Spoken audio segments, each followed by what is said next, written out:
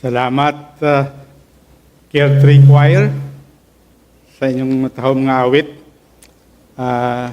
May buntag ka na itong tanan. Good morning, bisan pa man sa atong online worshiper karon kabuntagon. Karon ang ika-4 nga Domingo sa pagselebrar nato sa Mission Month. So, karon nga adlaw, dako nga pribilehiyo usab kanako nga makashare sa mensahe sa Dios. So, ubani ko ninyo karong kabuntagon. So, last week, no?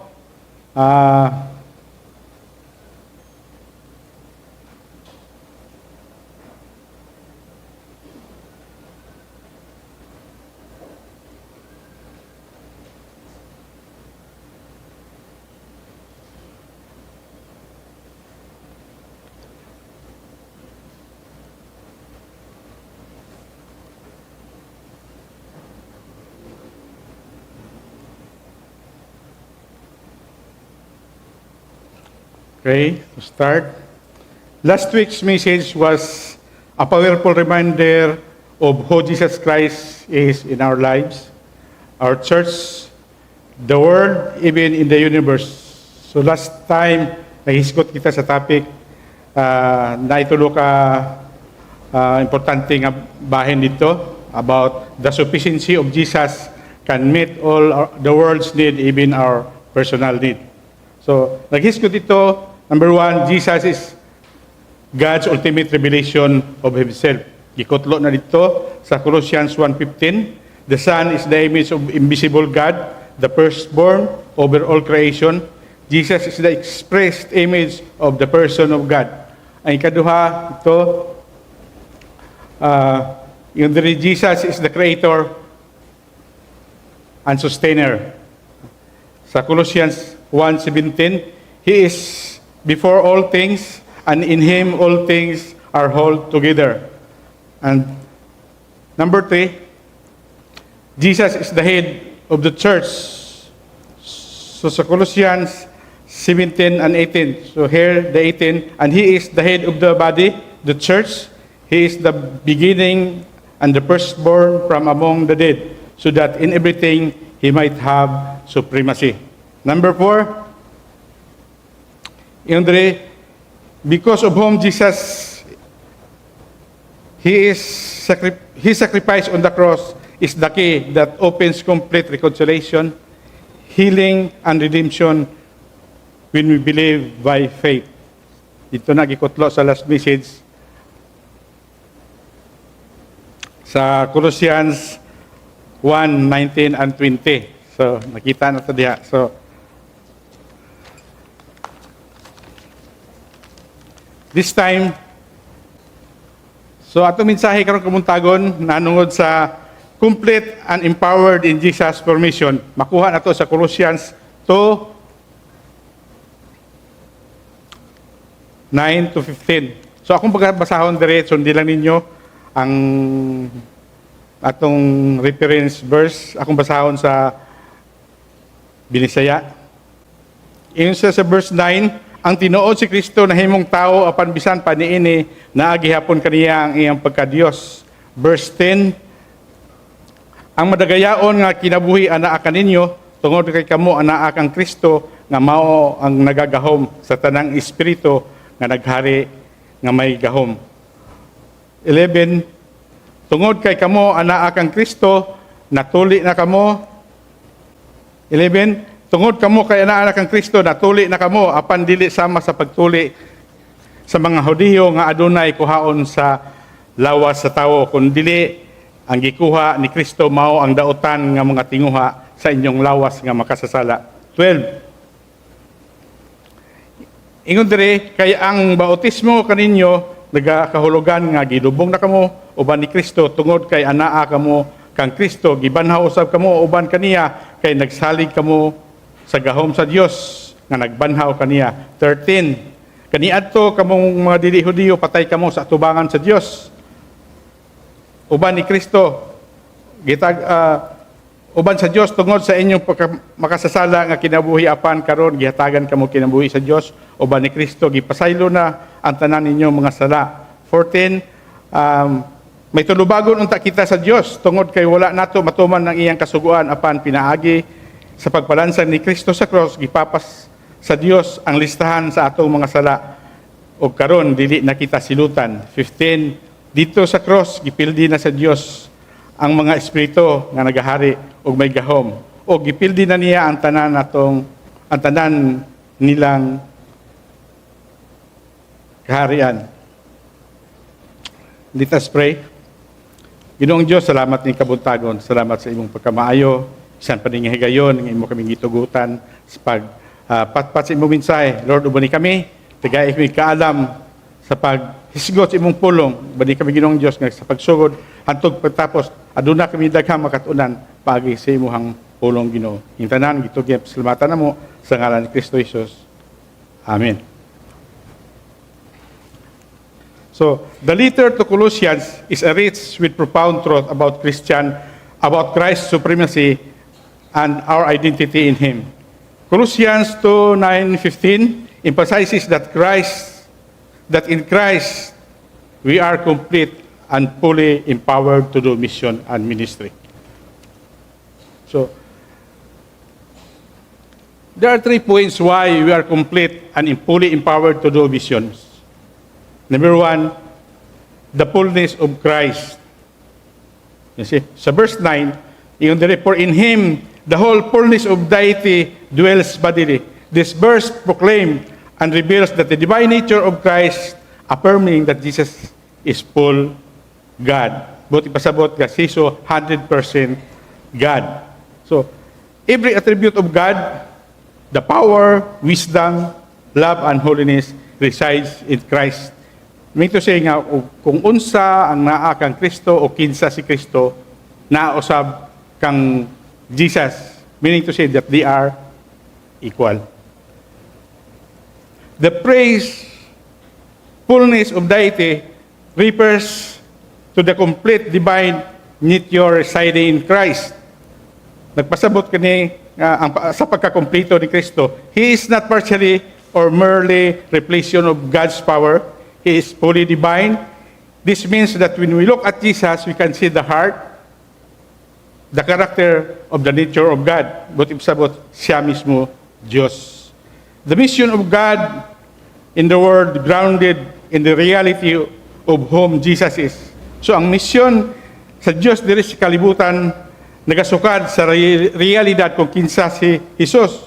Because He is fully God, His work in the cross has definite value and power to save.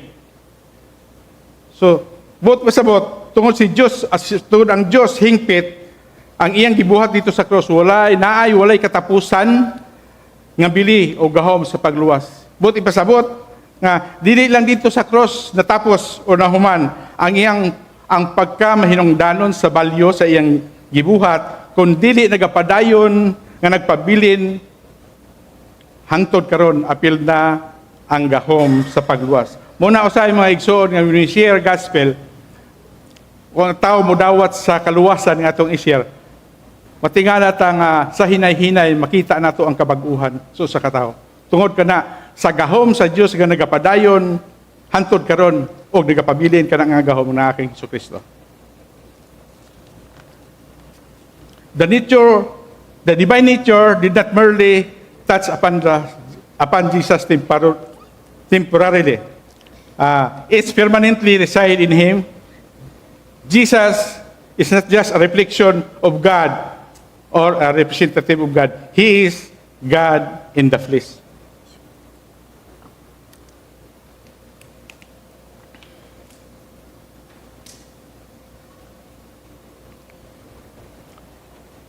Buti pisabot nga ang Dios nagsulob sa tawhanon nga lawas. And this truth is a central of our faith. Kini maot ang kamatuoran nga sentro sa atong pagtuo. Kaya nga naman, this sets apart Jesus from other religious figure sama sa prophet and teachers. to share my experience. Nakasugat ko grupo nga, they believe Jesus as a prophet. So matod pa nila, Jesus makasala gyapon si Hesus Kristo. But for us, it is not. He is really God for us. He is the embodiment of the divine, meaning to say, He is the visible figure or He is visible form of the divine, the eternal word that become flesh. Usay ingon diri sa Juan 1:14, the word become flesh and made His dwelling among us. He have seen His glory, the glory of the one and only Son, who came from the Father, full of grace and truth. Sa letter A, nagayon diri,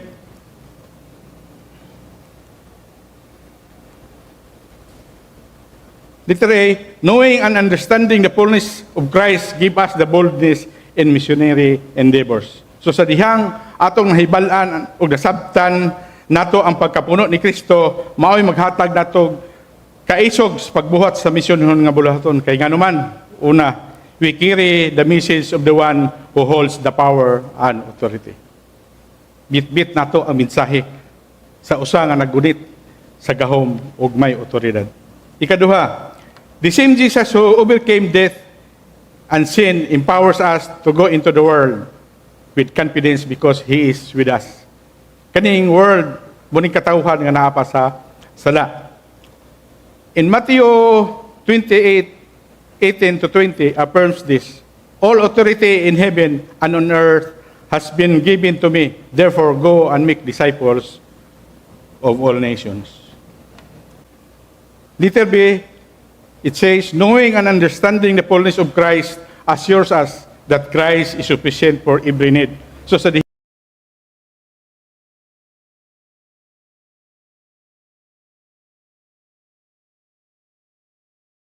pagtagbo sa atong mga panginahanglan.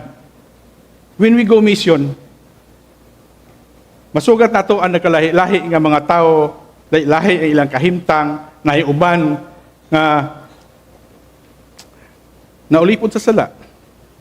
Nahiuban ato masugat nga nas kapigaduhon, uban masugat nato ang nagmasakiton, uban gani nawad-an sa paglaom. Muna, usually, ang atong masugat kung kita nagahimo sa misyonon nga buluhaton. Okay man, na ato silang tagaan sa hinabang, nga in kinds ba diha, o panambagon ba? So, di lang, mo-offer kita og just a social solution or temporary fixes sa ilaha. But the most important there is, we must bring people into a relationship with the one who can heal their soul and make them whole. Sama sa atong gihimo sa atong mission month yearly. Kanunay taga atong regional hospital, gapanagtagtag lugaw, at the same time nagashare ta sa pulong sa Ginoo. That should be. Dili lang kita kutob sa paghatag o hinabang temporarily, but nindot gyud kog magkauban kining hinabang material o katong pag-share sa pulong sa Ginoo. Nindot kayo ang gihimo nato for how many years na sa regional hospital as a church. To God be all the glory anang ang buluhaton nga gihimo sa tagsi. Number 2, our fullness in Christ. Sa verse 10, nagiyon diri, you have been filled in Him who is the head of all role and authority. Gikutlon ako ang uban nga mga translation na ini, nagiingon siya, you have been given full life in union with Christ and in His supreme and He is supreme over every spiritual rulers. Ang pulong diri na ingon nga filled with Him or given full life. Both ipasabot nga everything we need in life, godliness, ministry, or whatever missions that we are doing, both ipasabot nga ato lang na siya makuha kung kita na ay relasyon sa Ginoo. All of those atong maangkon kung we have that relationship with the Lord Jesus Christ. Kaya wala kita mahimo kung ato-ato lang. So sa letter A, nagayon dire, the fullness of Christ and being filled with the fullness of Christ equip us for mission. So, ipasabot nga kung ang pagkapuno ni Kristo o ang pagpuno niya kanato naghatag kanato kapasidad sa pagbuhat sa misyonhon sama sa kahibalo sa pulong sa Dios, kaalam, gugma ug uban pa nga paginahanglan na tay kapasidad niya na. We lack nothing because we are united with Christ. Bilang magtuto atong iilhon, i-recognize nato nga ang capacity to do mission work comes from Christ. So dili ta dapat maghuna-una o mubati nga dili nato kaya or di ta andam. Kay dugay na ta nga gibansay o gigamhan sa Dios. We have been equipped and empowered by Jesus Christ. Daghan na kay mga pulong ato nadunggan about mission, about sharing the gospel. Daghan na kita na dunggan, daghan na kita natigom sa atong kaugalingon. Ang ato lang diha atong i-practice. I-practice na nato kanunay sa pagpamuhat. Start doing mission work and involved. Little B, the fullness in Christ empowers our transformation, change life. So atong pagkapuno, yes, atong pagkapuno, diha kang Kristo naghatag ka natong kabag-uhan sa kinabuhi. Sa verse 11, nagaingon,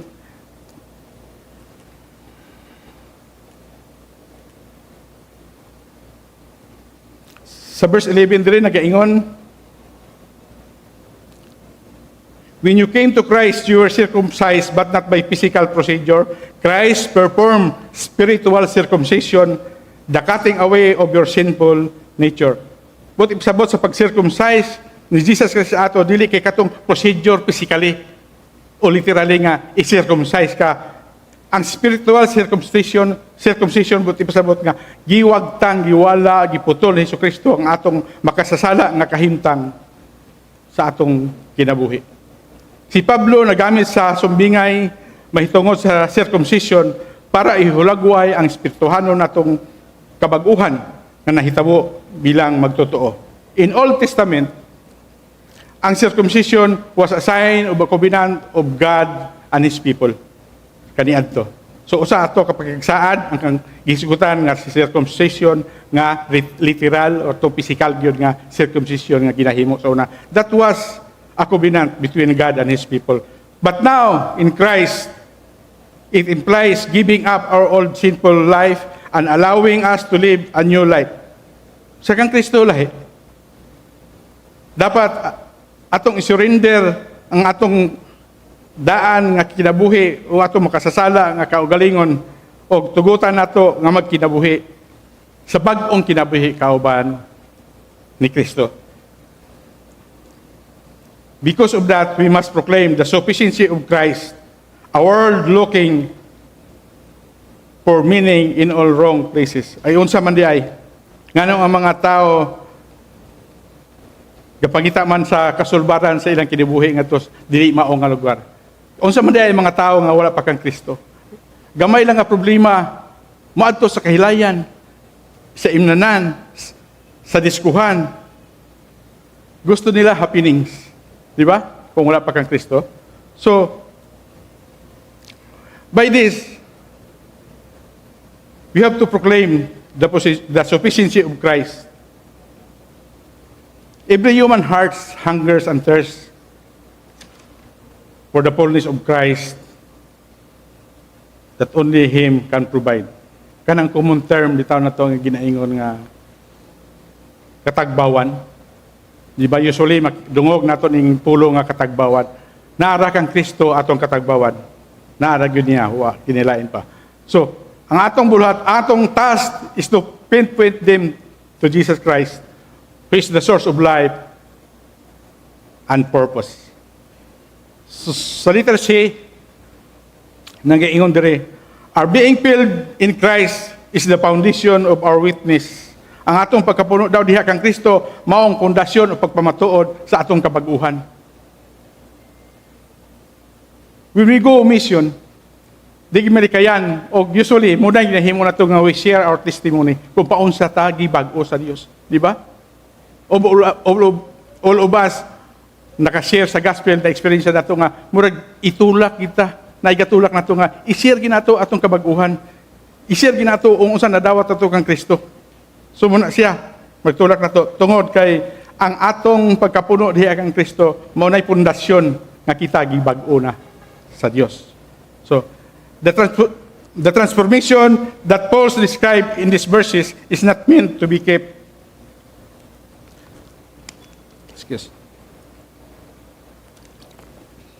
Dilibot ipasabot nga kanang kabag-uhan nga atong nadawat. Wala nagpasabot si Pablo nga ato nang taguon. So unsa man na kabag-uhan nga atong naangkon diha kang Ginoong Hesukristo, dapat ato nang i-share. Muna gani magtulak ka nato nga ato na siyang ipaambit. Ug gawas ta share the good news and to live out the transformation that Christ has done in us. Whether through our words or action or our commitment to the Great Commission. We are to be the agents of God's mission in the world. To repeat, we are to be the agents of God's mission in the world. Number three,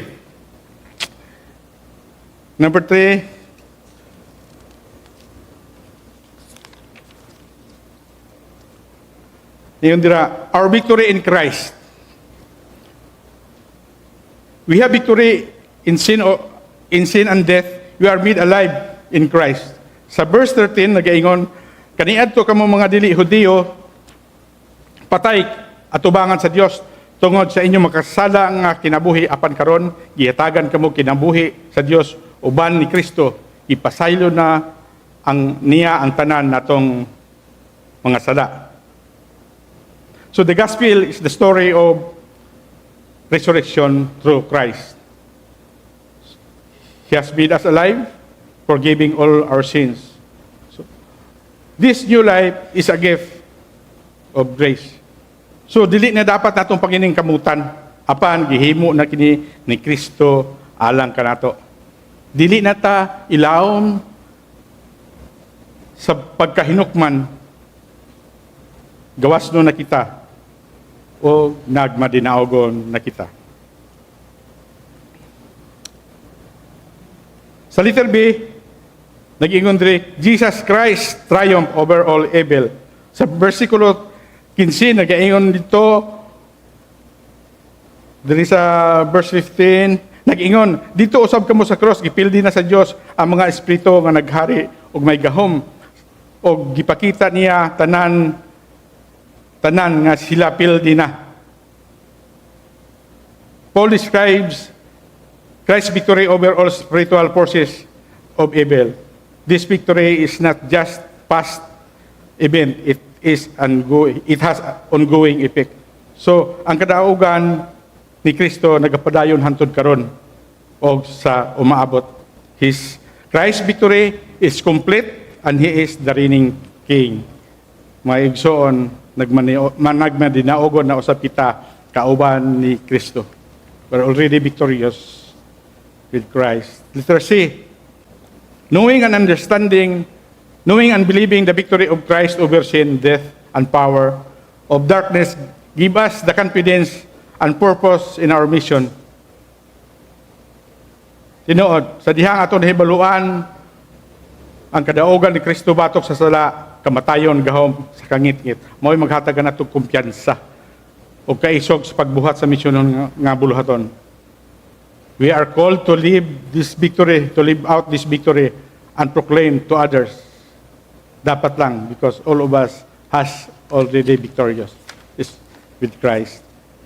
So, in conclusion, sa pagtapos, as we end, ang pagkapuno ni Kristo dili lamang usa ka kamatuoran sa teolohiya, usa kini ka misyonal nga mando.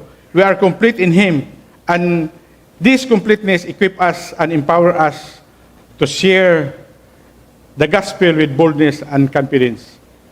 As we go forth mission, whether locally or globally, let us remember that our strength, authority, and message come from Christ, in whom all the fullness of God dwells. Number 2, we have been completely transformed by Christ in all aspects of our lives. God has changed us totally. in Jesus Christ. This transformation is not just for our benefit, but it is the driving force behind our mission. As followers of Christ, we are called to live out this newly life boldly, to share the message of transformation with others.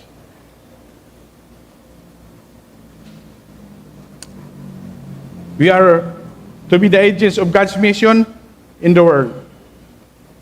When we look at the world around us, we will encounter people in spiritual bondage, poverty, sickness, and despair.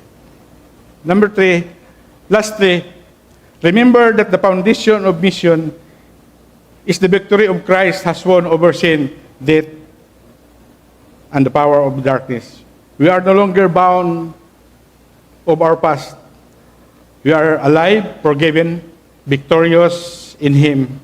This victory compels us to share the gospel with others and to live as people who have been transformed by the power of Christ. Okay. In practical application, matag usa ka nato giawhag o gitawag to participate sa misyonon sa Dios. Pinaagi man kini sa pagampo, paghatag, paglakaw. Mga igsoon, mao kini ang mga paghagit sa Dios kanato. Kayo lubas gitawag sa Dios para magbuhat sa misyonhon nga buluhaton. Di lang ka karon. Hantod sa hantod. We are commissioned to do mission in God's kingdom. Let us pray. Salamat Ginoo ning kabuntagon. Salamat sa hatag ka na mo higayunan nga paghinuklog sa imong mensahe.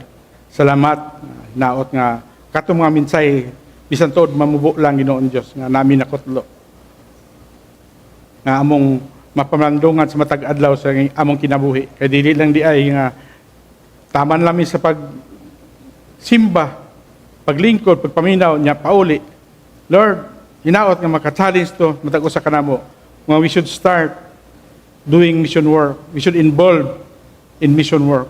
Lord, salamat kaayo kay kami imong gipahinunuman karon nga dili lang mi all the time mag-sitting pretty the stars. We have the obligation to do the works that you have prepared for us to do.